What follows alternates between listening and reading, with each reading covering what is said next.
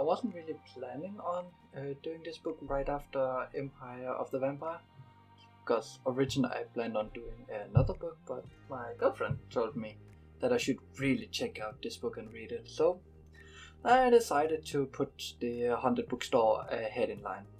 So, we're gonna try to, in this video, answer the question if you should read this book, and let's get into the background of the book first, because let's know a little about what's going on here. Let's just center this much better.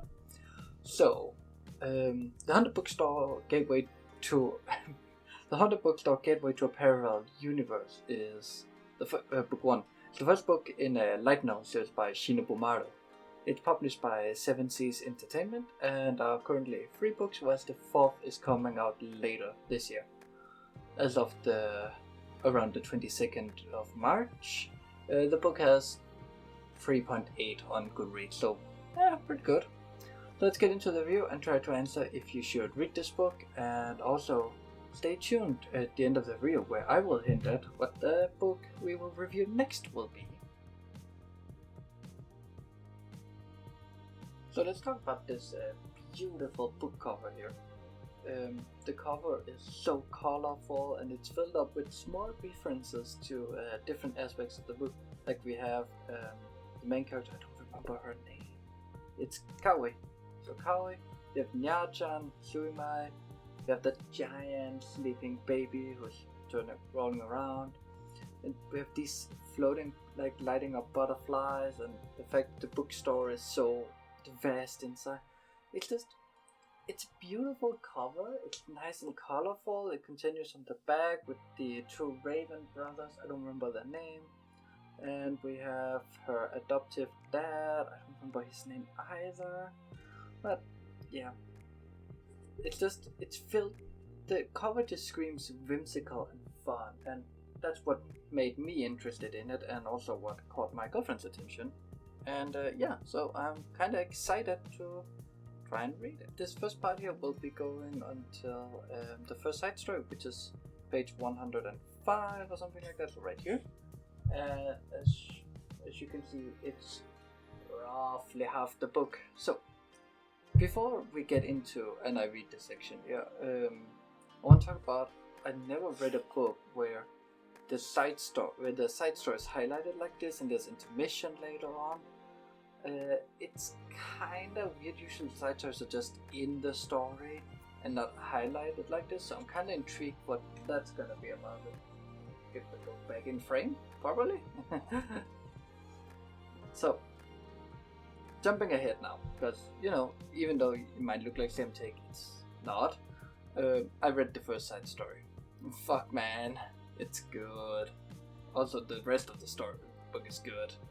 I read it on the train, the entire section, well, nearly the entire section, on my way to visit my family. And it's a feeler. It's a feeler, this book. You know, and I was reading the main story thinking, oh, this is a nice, cute, happy story, and then the side story hit me, and suddenly it wasn't so cute and happy anymore. Well, still is, but the side story is also way sad. So, the writing in this book, given, you know, for what it is being a light novel, I never read a light novel before, so I don't know what I went into, and I would say it's pretty good. I expected the characters to be way more one-dimensional than they are. They're very multi-dimensional. And I'm also sure that if I had not read all of this in the train, I would probably have cried, and yeah. So far, the book is good. So let me just add some things. There is a story going on here with Suimei trying to find his friend or spirit partner, whatever you want to call it. And problem with that is it's a very urgent thing, but the entire first section it does not have any urgency. It's just Kaori and Suimei doing whatever. It's fun, it's whimsical, but it doesn't tie into the overall problem that Suimei have. So I don't know, but well, I'll give it a pass for now, because we'll have to see how it turns out later. Let's talk about the rest of the book here. this is gonna be a short review, but it's also a short book. It's like 250 pages or something, barely 40 pages at best. So since the book's is short, I'll just blast through my things with them. The pacing picks up, and it's kinda jarring because suddenly Suime's mission to find his friend, I actually don't remember his name. Let's see if we can just turn up on a random side and see. That's no name. No. Anyway, so the entire thing about this is it's a bit jarring with suddenly how fast it goes. Kuro was the name, I think, and I don't know. I think if Shinobumaru had just added in a bit in the first section about the urgency, about the importance of finding Kuro, Suime's friend, I think it would have been more natural that the pacing then picks up later, because now Suime has been healed up from his injuries, he's all happy, it's fun, it's great, everyone's doing good, and he would also then be more accustomed to the spirit world and not just wanting to kill all spirits, being an exorcist. I don't know. So I think that would have helped breaking it up. I also feel like the second half has way more of a theme or a note going on, that what it really wants to tell us. If we talked about our problems, most of them would go away. Because a lot of time, like the Kuro eating Suime's dead mother's corpse, I mean, it's pretty dark, but they explain it off as being just a cute regular thing spirits do. I don't know. They made it sound like a nice thing. I don't know. But kinda, because Suime's like, oh, that's so weird, that's so wrong, it's against her. But Kuro's like, no, it brings me closer to her, it helps me remember her better. But because they talk about it, suddenly they realized how the other one sees it. And that, it's kind of like the entire bookstore, because Kao is also trying to teach Suime that even though spirits might eat humans, not all spirits are interested in it. Actually, apparently very few of them are actually actively hunting humans. From what I can, at least in the city. And she explains it, and Suime explains how he comes from, how he sees it, how he was raised, and it's just from them talking, they work out their problems without any extra drama. I know it's a short book, so adding drama will be weird, but I don't know. I think it's a good way. I think it's funny reading a story where there's not added in drama for drama's sake. So yeah, let's get to the conclusion and my final thoughts on this actually quite short review of this quite short little book.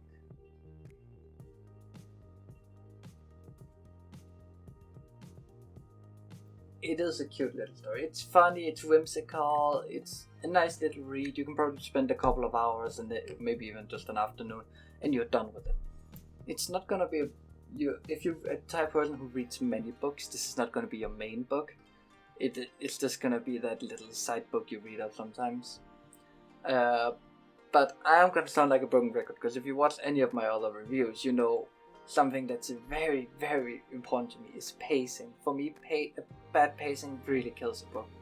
And I think this book suffers from trying two things at once. It tries to be funny and whimsical, but also tries to tell a kind of serious story. And the two, and you can do that easily, no problem at all. This book handles it very well, except for in the pacing. I think if Shinobumaru just added a bit more of the second part in the first part and vice versa, so maybe in the first part they went out more actively searching for Kuro, and in the second part they went out more seeing spirits as more of a, oh, let's go to this guy, these guys know that, and then they get sidetracked for some of the whimsical funs. But other than that, yeah, it's fun book. It's a great little read. It's super fun. But would I recommend this book? Should you read it? Well, it's not for everybody. I think you have to want to like whimsical, cute, and funny stories.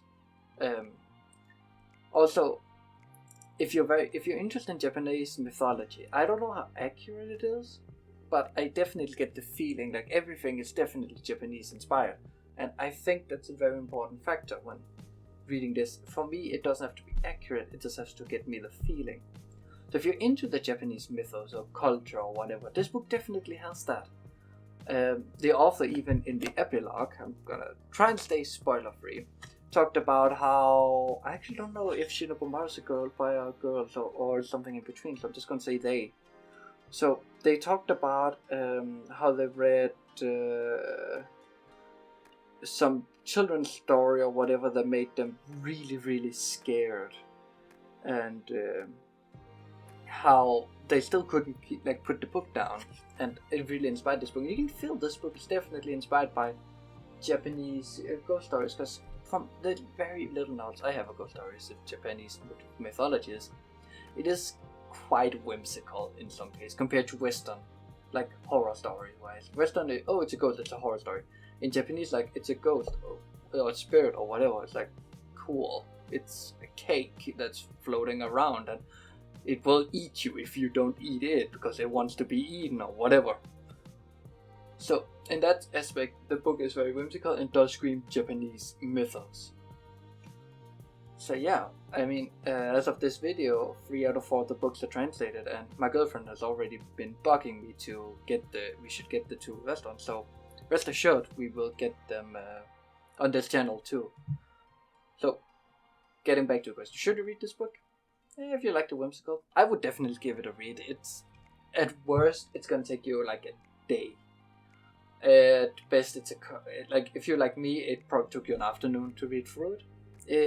My girlfriend took a day. She's a slow reader, but put off it like a Saturday, sit in the sun or whatever. We're going to watch those one more time, so yeah, maybe you should do that. Read this book, have a laugh, have a cry, So yeah, I do think you should read this book. It's not gonna be your favorite book, it's not gonna be your main book, but you should read it. Thomas yelped and jolted upwards. His hands brushed Devon's. A tremendous sound of thunder shook the walls, and a force like a bolt of lightning flung Devon across the tiny room to a tumble-over pile of weathered tomes. Thomas spun in his chair, a massive grin of relief spreading across his young face. "Devon?" he asked. "Goodness gracious, it's really you. Oh, sorry about that. A bit of a reflex I'm still working on. So, good news. I can cast spells now. Isn't that great?" "Yeah," Devon said, half buried in books. Static leapt off him in a wild little sparks. "Just fantastic."